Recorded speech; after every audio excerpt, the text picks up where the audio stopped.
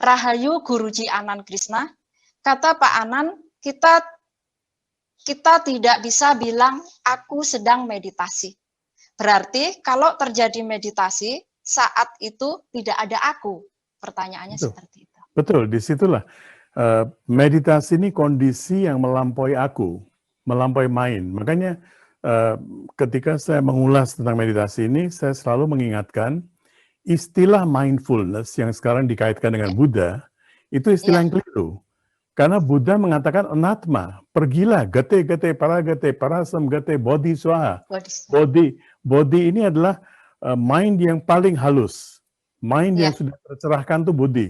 Tapi Buddha mengatakan gate paragate, parasam gate, bodhi swaha, lampauilah itu juga. Body pun harus dilampaui. Jadi jangan berhenti. Lampaui segalanya di situ kau akan menemukan apa kebenaran itu. Tapi dalam kondisi-kondisi tertentu saat seseorang meditasi, apakah sedikit saya juga menambahin pertanyaan ya Pak, apakah panca indera kita itu terkunci begitu Pak? Sehingga tidak terkunci, semua ada kesadaran dari panca indera. Makanya panca indera ini kita harus hati-hati, makanya panca indera ini harus disibukkan. Harus disibukkan sehingga kita bisa melanjutkan perjalanan. Kalau enggak, panca indera ini akan mengeroyoki kita. Dan kita justru akan menjadi kendala ya? Kendala. Panca indera, pikiran, mind, semuanya ini akan menjadi kendala. Jadi kita harus melampaui semuanya. Maka diciptakan bagaimana memanipulasi panca indera itu. Sekarang di belakangnya Mbak Indah ada gambar Ganesha, ada Buddha. Taruh gambar. Oh iya. Ya, sehingga mata kita akan terfokus pada itu. Nyalakan dupa atau kemenyan atau apa. Kemudian penciuman kita akan terbawa ke sana. Ya, baca mantra.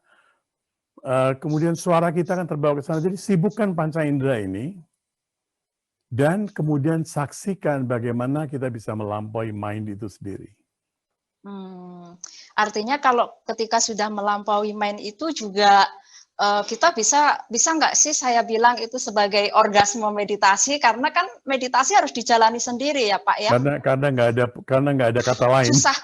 Karena nggak ada kata lain. Saya susah menyampaikan. Ketika seseorang sudah melampaui mind, maka kita bisa mengatakan itu sebagai orgasme meditasi. Iya, karena di dalam Kama Sutra orgasme itu, kenikmatan orgasme itu kapan terjadinya? Bukan karena gesekan, maaf ya, semuanya orang dewasa ya. Bukan karena gesekan, tapi saat itu napas kita berhenti. Saat terjadi orgasme itu napas kita berhenti. Dan saat napas berhenti, mind terlampaui, terjadi quantum leap. Ya, spiritualitas melihat kesatuan. Apakah berarti sains masih tertinggal? Tidak. Itu pertanyaan. Iya, saya tidak akan mengatakan tertinggal, saya akan mengatakan saling melengkapi. Sekarang kalau saya melihat saya dan Mbak Indah dan Romo sebagai satu kesatuan, tidak terjadi dialog ini. Ya. Kita akan ketawa bersama atau meditasi bersama atau diam bersama. Tidak akan terjadi dialog ini sama sekali. Jadi perbedaan tuh ada, di situ sains bekerja.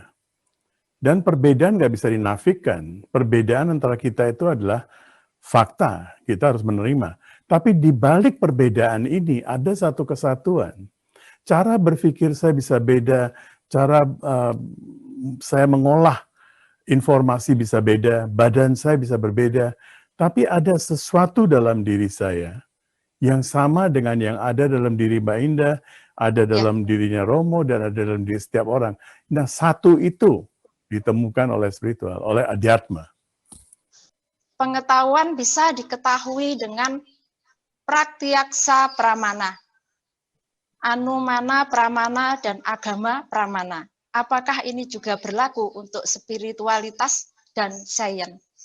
Kalau kita bicara soal adhyatma, kita bicara soal spiritualitas, dalam pemahaman saya tidak bisa pakai pengalaman orang lain. Harus pengalaman kita pribadi. Kalau kita bicara tentang ilmu-ilmu yang pasti ya, di situ ya kita boleh menolak, kita boleh menerima, tapi kita bisa belajar dari pengalaman orang lain. Ya. Kita bisa belajar dari Einstein, kita bisa belajar dari siapapun juga. Tetapi untuk spiritualitas kita harus punya pengalaman pribadi. Tetap Lagi-lagi harus pemahaman spiritual saya adalah dalam konteks pengetahuan tentang jati diri itu ya, adhyatma itu. Untuk iya. mengenal diri itu harus pribadi. Berarti harus kita bisa nggak Pak saya mengatakan itu kita harus lelaku dan lelakon. Betul, 3 hal betul tersebut sekali. menjadi sebuah rangkaian proses spiritual begitu? Betul sekali, betul sekali. Harus laku sendiri ya. Harus langsung Saya nggak sendiri. bisa mencontek dari Pak Anan tak pakai gitu. Nggak bisa. Tapi kita bisa saling memberi sharing, dan Iya, saya mungkin mendapatkan satu inspirasi dari Mbak Indah mungkin mendapatkan inspirasi dari saya. iya. Kita bisa saling melengkapi, tapi perjalanannya harus pribadi. Harus pribadi, benar-benar harus sendiri ya. Betul. Sepertinya sains berkembang dari keinginan manusia untuk memenuhi kenyamanan indrawi. Misalnya, ketika manusia hidup di gua, kemudian timbul keinginan untuk kenyamanan. Jadi, sepertinya untuk perkembangan spiritual dibutuhkan kenyamanan. Apakah dengan adanya kenyamanan bisa mendukung perkembangan spiritual atau evolusi kesadaran manusia? Terima kasih. Menurut saya untuk sains bukan cuma kenyamanan, tapi kesehatan juga ya. Orang yang sakit misalnya, apakah itu disebut kenyamanan? Ya juga, orang kalau sakit ya harus nyaman dulu, baru dia memikirkan yang lain. Sebagai sarana iya. Sebagai sarana iya. Kalau saya dalam keadaan sakit-sakitan, disuruh melakoni sesuatu, nggak bisa juga. Jadi sebagai sarana untuk menuju itu iya, tapi apakah orang harus punya uang sebanyak segini baru bisa spiritual? Tidak juga. Ada orang miskin yang lebih bahagia, dia menemukan spiritualitas, menemukan jati dirinya. Ada orang punya uang banyak juga lebih gelisah. Jadi bukan sesuatu yang harus, tetapi sebagai sarana penunjang ya bisa. Sebagai sarana penunjang ya, tapi tidak harus mendapatkan sebuah kenyamanan saja ya Pak ya? Tidak, karena kenyamanan itu bisa menina-bobokan saya. Ya, banyak orang yang pikir, oh nanti kalau saya sudah berusia sekian baru saya mau mendalami spiritual. Sudah usia sekian, kena pandemi sekarang, nggak bisa apa-apa kan. Mumpung masih dalam area kenyamanan soal goa nih Pak. Banyak sekali orang yang beranggapan bahwa orang ini tidak bisa membedakan antara oh ini dukun, oh ini spiritual. Karena rata-rata mereka beranggapan bahwa oh ya seorang spiritual itu harus tampilannya seperti dukun. Pakai hitam-hitam, beraroma gitu. Sebentar ya Romo, nanti saya itu beraroma, kemudian harus hidup seperti bertapa. Nah, perbedaannya bagaimana ini, Pak Anan? Saya teringat satu cerita, ada orang tanya kepada gurunya, saya dengar kalau saya ke Tanah Suci, di sana saya bisa bertemu dengan seorang nabi. Bagaimana saya bisa tahu bahwa ini nabi beneran atau nabi palsu nih ya? Maka orang ini mengatakan, gurunya mengatakan, ciumlah tangan setiap orang yang kau temui. Di antaranya pasti ada seorang nabi. Hormati semua orang. Hormati semua orang. Hormati semua orang. Ya, dari saya selalu teringat, saya selalu mengutip, maaf Romo, saya selalu mengutip Yesus yang luar biasa, cintailah tetanggamu sebagaimana kau mencintai Tuhanmu. Ini adalah inti spiritualitas. Inti dari spiritualitas. Ya, kalau saya disuruh mencintai Biden atau Trump barangkali lebih gampang ya. Tapi tetangga ini ketika karena saya tidak kenal mereka.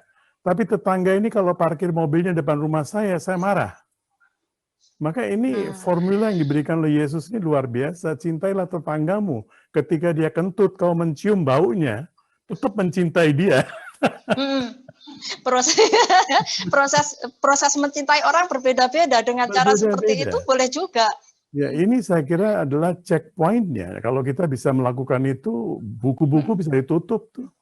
2 commandment dari Yesus itu udah luar biasa. Cintailah Tuhanmu sebagaimana kau mencintai dirimu. Cintailah tetanggamu sebagaimana kau mencintai dirimu. Dua commandment ini sudah luar biasa. Seperti gini, menghormat yang patut dihormat adalah berkah utama. Itu salah satu juga sesuatu hal yang ada inti dari spiritual ya. Betul.